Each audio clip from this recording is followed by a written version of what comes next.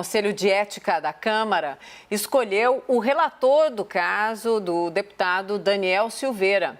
É o deputado Fernando Rodolfo, com quem a gente conversa agora, direto dos nossos estúdios da CNN em Brasília. Deputado, boa noite, bem-vindo ao Expresso CNN. O senhor me ouve bem? Ouço sim, Mona Lisa. Boa noite a você, boa noite a quem nos acompanha. É um prazer estar aqui. Prazer é todo nosso. Caio Junqueira comigo. Vamos lá. Deputado, a gente viu na sexta-feira, quando ali os parlamentares votaram para que Daniel Silveira continue na prisão, uma manifestação muito significativa, né? 364 deputados dizendo que sim, ele deveria ficar na prisão. Mas aí já tem vozes dizendo, e esse tá um zum forte, que daqui para frente o que a gente vai constatar, vai ver, é uma atenuada, vamos dizer assim, para a situação do deputado Daniel Silveira. O que está no radar? Olha, nós temos aqui um grande desafio, né, que é particularmente um desafio para mim. Não é fácil estar nessa situação aqui de ter que julgar um colega, e o Conselho de Ética está formado para isso. Alguém precisa relatar esse caso. Eu fui escalado através de um sorteio na lista tríplice, o presidente do Conselho, o deputado Juscelino, me escolheu e cabe a mim agora fazer essa análise. Não é fácil. Nós temos uma responsabilidade com o parlamento. A sociedade brasileira pode esperar que, de minha parte, não há corporativismo. Nós vamos sim fazer um relatório e lá na frente, dentro do prazo regimental, decidir se o deputado quebrou ou não quebrou o decoro parlamentar. Se quebrou, existem penalidades para isso. Se ficar configurado que não houve quebra de decoro, o processo no Conselho de Ética será arquivado. Mas essa é uma decisão que nós vamos tomar no momento oportuno. Nós temos aí agora 10 dias a partir da notificação do deputado para que ele manifeste a sua defesa, 10 dias úteis. Passado esse prazo, eu tenho como relator 40 dias para fazer a instauração do processo e depois 10 dias para apresentar o relatório. Digo a você, sem sombra de dúvidas, que nós vamos trabalhar para acelerar isso e diminuir esse prazo. Então, deputado, quando a gente fala quebrou ou não quebrou o decoro, aí fica uma questão elástica, né? Porque a gente viu o deputado Daniel Silveira falando diversos palavrões naquele vídeo. A gente viu ele fazendo ameaças, dizendo que sabia onde eles estavam, o ministro do Supremo, defendendo o fim da democracia, defendendo o AI-5, que é o momento mais duro da ditadura militar. A gente viu ali, quando se olha para a letra da palavra, absolutamente clara, claro, a quebra do decoro. Para o senhor bateu como aquele vídeo, aquelas declarações? Olha, eu não posso, aqui na condição de relator, antecipar o voto, até porque a defesa do parlamentar Eu não perguntei sobre o voto, eu perguntei sobre a sua percepção como parlamentar e cidadão.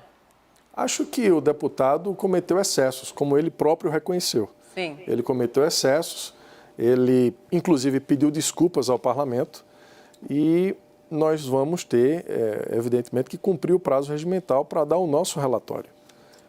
Tá certo. Caio Junqueira, chega na conversa. Deputado, na sua impressão, na sua avaliação do que o senhor conversou ali no Conselho de Ética, essa impressão de que o parlamentar, o Daniel Silveira, cometeu excessos é majoritária dentro do colegiado? Desculpa, eu não ouvi bem a pergunta aqui. Essa avaliação sua de que Daniel Silveira cometeu excessos naquele vídeo, pelo que o senhor conversou com seus pares ali do Conselho de Ética, ela é uma avaliação majoritária? A maioria do Conselho de Ética compartilha dessa avaliação do senhor de que houve excessos por parte do Daniel Silveira naquele vídeo? Houve excessos e todo mundo na Câmara sabe disso. O Conselho de Ética tem e reconhece que houve excessos na fala do parlamentar, tanto é que a repercussão foi imensa. Sim. Né? A repercussão fala por si. Né? Se tivesse sido um vídeo com declarações que não fossem tão... que ele não tivesse se excedido tanto, não teria toda essa repercussão. Se há essa repercussão, né, houve aí algo que chamou a atenção, os excessos do parlamentar. Né? E nós vamos analisar isso no nosso voto. Sim, deputado Fernando Rodolfo, o nosso analista, o Fernando Molica Xará, quer fazer a pergunta. Então, Molica, chega na conversa. Deputado, boa noite. Eu estava dando uma lida aqui no regimento da Câmara dos Deputados e eles dizem, o regimento diz, melhor, que constituem procedimentos incompatíveis com o decoro parlamentar, puníveis com a perda do mandato. Aí cita alguns, entre eles, abusar das prerrogativas constitucionais asseguradas aos membros do Congresso Nacional. Não está claro que o deputado abusou dessa prerrogativa?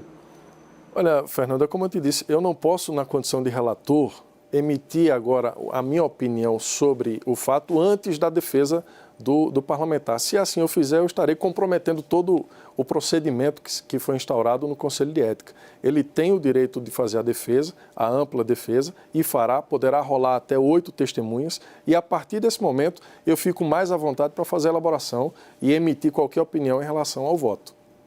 Sim, deputado. Continuamos aqui com o nosso giro de perguntas. Agora quem participa é a nossa analista Thaís Arbex. Thaís. Deputado, boa noite. A minha pergunta é o seguinte, a gente falou mais cedo e o senhor disse que pretende fazer um relatório com serenidade, mas a gente está vendo que daqui a pouco começa no plenário da Câmara uma votação sobre uma mudança na PEC que trata da imunidade. O clima parece estar bastante tenso.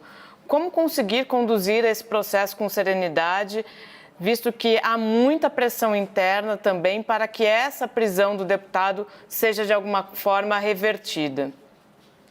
Olha, Thaís, essa PEC da imunidade que está sendo discutida nesse momento no plenário da Câmara é a resposta que o parlamento está dando ao que aconteceu semana passada quando o STF determinou a prisão do deputado Daniel Silveira. Então, a alteração no artigo 53, ela já deveria ter acontecido há muito tempo, né, porque a legislação ela precisa se aperfeiçoar, e é isso que a Câmara está fazendo. Há pontos que precisam ser discutidos, como, por exemplo, a questão da imunidade processual, né? Eu, por exemplo, defendo que a imunidade processual, ela inclua também aí, né, a permissão de prender o parlamentar que comete crime inafiançável e os crimes contra a administração pública, porque o texto, da forma como está, ele livra, por exemplo, o parlamentar que comete o crime de peculato.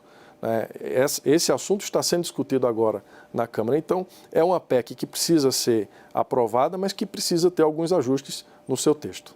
Ajustes porque teve excesso por parte do Supremo, ali reiterando, né? Primeiro a decisão de um ministro, Alexandre de Moraes, e depois todo o colegiado unânime para que Daniel Silveira continuasse na cadeia. Deputado, excesso de que lado o senhor está falando? Da decisão do Supremo ou do próprio deputado? Excessos, quando eu falo, precisa se corrigir alguns excessos nessa PEC, por exemplo. A questão da imunidade processual, do jeito que está aí, deixa o parlamentar praticamente livre de qualquer crime, né? Ele fica protegido demais. Então, ninguém quer fazer abuso da imunidade parlamentar. E essa PEC, ela vem para corrigir algo que precisa ser corrigido, como, por exemplo, a prisão do deputado Daniel Silveira não teria acontecido se essa PEC já estivesse em vigor, mas esse texto precisa ser aprimorado ainda para não blindar o parlamentar de tudo. Caio? Claro, na sua visão, o ministro Alexandre de Moraes avançou o sinal ali na legalidade ao determinar a prisão do deputado Daniel Silveira? Eu acho que a decisão do ministro em prender o deputado Daniel Silveira, ela era carente de base jurídica. No entanto, votei pela permanência do deputado na prisão por entender que, apesar de não ter muita base jurídica, a prisão ela se justifica do ponto de vista político e institucional. Se a gente vota na Câmara para liberar o deputado, nós hoje estaríamos aqui diante de uma grave crise institucional, quebrando a harmonia entre os três poderes. É curioso o senhor dizer que faltou base jurídica quando a gente vê um Supremo inteiro reiterando, né, indo então, dizendo sim para essa decisão. Mas vamos continuar na conversa porque ela está ótima. Molica, mais uma pergunta.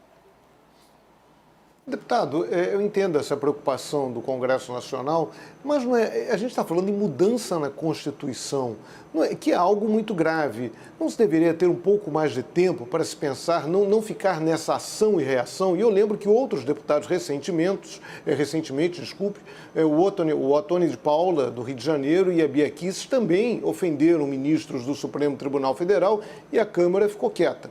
Não é o caso também de esperar um pouquinho, baixar um pouco essa poeira? Não houve prisão nesses casos que você falou. A reação da Câmara está sendo enérgica justamente pela gravidade do caso, não é? Que culminou numa prisão de um parlamentar à noite, não é? Quando há uma nítida discussão jurídica sobre a validade ou não do flagrante, né? do argumento do flagrante e do crime ser inafiançável ou não, e se houve crime. Então, por isso que a Câmara está reagindo agora de forma rápida e deveremos ter essa resposta consumada aí no máximo na próxima semana no plenário da Câmara. Para terminar a entrevista, deputado, está sofrendo pressão dos pares ali pela condução do processo, agora na relatoria recém-definida? Eu sei que a pressão será inevitável, ainda não, né, mas há, evidente, setores que querem a cassação do deputado, há setores que querem uma pena mais branda, que poderia ser um afastamento. É uma representação da mesa diretora, nós vamos construir um relatório, ouvindo todas as lideranças, ouvindo a própria mesa diretora, inclusive, mas vamos fazer um relatório técnico sem paixão política de um lado nem do outro. Sem corporativismo. O que eu posso lhe garantir é que não haverá corporativismo no meu texto, que será votado oportunamente no Conselho de Ética. Tá certo, deputado Fernando Rodolfo. Muito obrigada por esse tempo aqui conosco. Muito obrigada de ir aos nossos estúdios. Aproveita agora para tomar um cafezinho. Já fica o convite para uma próxima entrevista. Obrigada, boa noite ao senhor. Muito obrigado, eu que agradeço a vocês. Obrigada, Thaís, também, Caio e Molica.